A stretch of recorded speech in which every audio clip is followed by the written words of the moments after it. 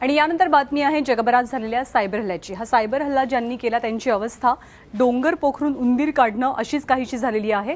कारण जगभरामध्ये रॅन्समवेअरचा धोका निर्माण करणाऱ्या लोकांना आतापर्यंत जगभरातनं केवळ 62,000 अमेरिकन डॉलर म्हणजे जवळपास 43 लाख रुपयांची खंडणी गोळा करता आली आहे। आयटी तज्ञांच्या मते ज्या प्रमाणात जगभरात सायबर हल्ला करण्यात आला त्या तुलनेत खंडणीची रक्कम अगदी नगण्य आहे। सायबर क्रिमिनल रॅन्समवेअरच्या मदतीने कॉम्प्युटर लॉक करून त्यातला डेटा डिलीट करण्याची धमकी देतात आणि त्या बदल्यात खंडणीच्या रूपात मोठी रक्कम उकळतात। प्रत्येक व्यवहारासाठी ते 300 ते 600 अमेरिकन डॉलर्सची खंडणी मागतात।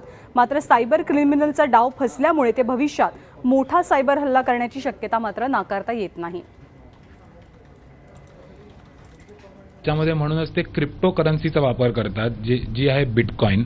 बिटकॉइन ही क्रिप्टोग्राफिक करन्सी असल्यामुळे हा अकाउंट कोण वापरत आहे ह्याच्यापर्यंत पोहोचणं नियरली इम्पॉसिबल असतं। सो आम्ही 3 क्रिप्टोकरन्सी जे ॲड्रेसेस आहेत बिटकॉइनचे ते सध्या ट्रॅक करतोय।